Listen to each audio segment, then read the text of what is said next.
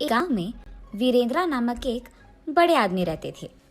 वो बूढ़ा आदमी उसके बेटे रोहित, बहू सरला और पोता रोशन के साथ एक छोटे से घर में रहता था। रोहित उसी गांव में खुद के एक व्यापार करता था। उसमें चिकन रोल्स और एग रोल्स बनाकर उन्हें बेचता था और उसके द्वारा आए हुए पैसों से उसके परिवार का देखभाल करता था। एक दिन वो हमेशा की तरह चिकन रोल्स बना के बेचने लगता है। चिकन रोल, गर्मा गर्म चिकन रोल, स्वादिष्ट चिकन रोल, आइए बाबू आइए, ऐसे जोर जोर से चिल्लाते हुए आते जाते लोगों को वो पुकारता था। एक दिन उसके पिता उसके दुकान जाते हैं। बेटा रोहित, मुझे बहुत भूख लग रहा है। बहू ने अब तक घर में कुछ बनाया नहीं और मैं रुक नहीं पा रहा हूँ, इसलिए मैं यहाँ आया हूँ। अगर आपको इतना भूख लग रहा है तो घर पे खाना चाहिए था। अगर बहू ने कुछ बनाया नहीं तो रुक लेना था, लेकिन ऐसे दुकान आ जाना क्या है? आप क्या समझ रहे थे पापा? आप वहाँ खड़े होकर मेरा समय वृथा मत कीजिए। चलिए घर चले जाइए। उसके बेटे के ऐसे बात करने के कारण वो निराश होके वहाँ से उसके घर चले जाता है।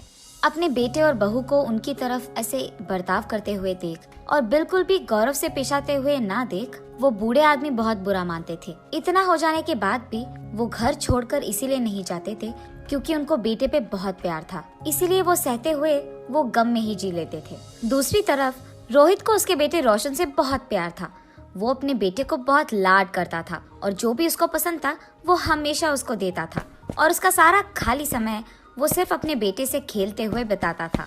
एक दिन अचानक रोशन को बुखार आता है और जब रोहित को ये बात पता चलता है तो वो अपना दुकान, व्यापार सब छोड़कर घर जाके सिर्फ उसके बेटे के ख्याल रखने में लगे रहता है। वो दुकान ना जाकर सिर्फ घर पे रह के उसके बेटे का देखभाल करते हुए उसी के बारे में सोचते हुए दुख में ही बैठे रहता है। उसे ऐसे दुखी देख उसके पिता रोहित के पास जाकर ऐसे कहते हैं, बेटा रोहित, फिक्र मत करो, रोशन को बुखार आया है, वो ठीक हो जाएगा बेटा। पापा, आपको क्या पता, बुखार है, कम हो जाएगा, यही कहना है आपको, जैसे आपको सब कुछ पता है। ऐसे वो गुस्से में उसके पिता से बात करता है। हाँ, मैं तो अपने बेटे को ऐसे दुखी नहीं देख पा रहा था, इसीलिए उसके पास जाकर मैंने ऐसे कहा, लेकिन मेरे बेटे ने मुझे कभी समझा ही नहीं, इसीलिए वो गुस्से में बात करता है हमेशा मुझसे। एक समय में मैंने भी अपने बेटे का ऐसे ही ख्याल रखा था, लेकिन अब तो मेरा बेटा मुझसे बात भी नहीं करना चाहता है। ऐसे सोचते हुए वो बहुत दुखी होता है और उसके बेटे पे प्यार को अपने ही अंदर रख के वो वहाँ से चले जाता है। अगले दिन भी रोहित के बेटे का बुखार कम नहीं होता है और इसी कारण रोहित उसके बेटे को लेकर उसके घर के बाहर बैठ के उसको देख के दुखी होते रहता है। ऐसे जब बाप बेटे दोनों वहाँ पे बैठे थे, उनसे कुछ ही दूर में दीवार पे एक कौवा बैठा था। उसे देख वीरेंद्रा ऐसे पूछता है, बेटा रोहित, वो दीवार पे क्या बैठा है? मुझे ठीक से दिखाई नहीं दे रहा है, तुम बताओगे? पापा, वो कौवा है। बेटा, शायद वो कौवा नहीं है, ठीक से देखो। आपको तो दिखाई नहीं देता है, जब मैं कह रहा हूँ कि वो कौवा है तो आप मान क्यों नहीं लेते हो? एक और बार मत पूछेगा, वो कौवा ही है। ऐसे उसके गुस्से में जवाब देने के बावजूद उसके पिता फिर से पूछते हैं कि वो क्या है। पापा, आपको कितने बार बताऊं मैं, वो कौवा है, कौवा है, कौवा है। आपने अगर एक और बार पूछा तो अच्छा नहीं रहेगा। ऐसे वो और गुस्से में जवाब देकर उठकर वहाँ से चले जाता है। उसके बेटे को वहाँ से उठ के चले जाते हुए देख वो और भी दुखी होते हैं। ऐसे कुछ दिन बीत जाते हैं। एक दिन रोहित अपने बेटे को उठाकर खेलते हुए उसके घर के सामने रहता है और ठीक तभी उसके घर के दीवार पे एक कौवा आता है। पापा पापा, वो दीवार पे क्या है? बेटा, उसको कौवा बुलाते हैं। पापा पापा, वो क्या है? उसे क्या बुलाते हैं? बेटा, उसे कौवा बुलाते हैं। पापा, वो क्या है? बेटा, उसे कौवा बुलाते हैं। तुम भी उसे बुला सकते हो, चलो बुलाओ कौवे को तुम्हारे पास। ऐसे वो अपने बेटे को कौवे के बारे में सिखाते रहता है, लेकिन उसके बेटे को कुछ भी समझ न आने के कारण वो लगातार एक ही प्रश्न पूछता है कि वो क्या है और उसे क्या बुलाते हैं, और ऐसे 20 बार करता है। इतने बार पूछने के बावजूद रोहित उसे बहुत सब्र से समझाता है। उसे जरा सा भी गुस्सा नहीं आता है। पापा, फिर से बोलिए ना। बेटा, वो एक कौवा है।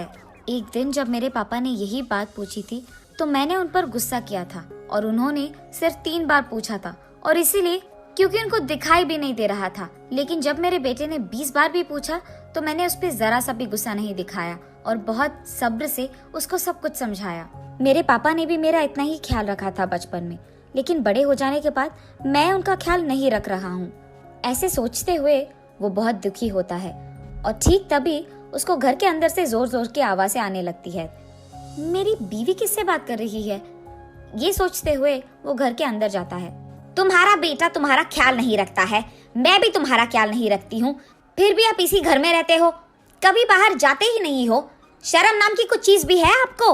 उसके बहू को ऐसे बात करते हुए चिल्लाते हुए देख वो कुछ नहीं कहते हैं और बस चुपचाप बैठे रहते हैं। सरला, मेरे पापा बूढ़े हैं, क्या बड़ों से ऐसे ही बात किया जाता है? उनका देखभाल करना हमारी जिम्मेदारी है, ये मत भूलो। और तुम पापा से ऐसी ऊंची आवाज में बात कर रही हो? हाँ, क्या आप ही बात कर रहे हैं? हाँ, मैं ही बात कर रहा हूँ। कल जब हमारा बेटा भी बड़ा हो जाएगा तो क्या वो भी हमसे ऐसे ही बात करेगा? सुन पाओगी उसकी ऐसी बातें? और वैसे वो अभी बच्चा है, उसके सामने अगर हम पापा से ऐसे ही बात करेंगे तो वो भला क्या सीखेगा, यही ना? इसीलिए आज से हमें ये सब बदलना होगा। तुम पापा से अच्छी तरीके से बात करोगी, उनको गौरव दोगी। आज से हम जैसा देखभाल हमारे बेटे के करते हैं वैसे ही पापा का भी करेंगे। ये वो उसकी बीवी को समझाता है। पापा, मुझे माफ कीजिए, जिंदगी में मेरे इस स्थान का कारण आप ही हो और मैंने आप ही को इतना दुख पहुंचाया। मुझे अपनी गलती का एहसास हो गया है पापा। ये कहते हुए वो उसके पापा के चरणों पे गिर जाता है।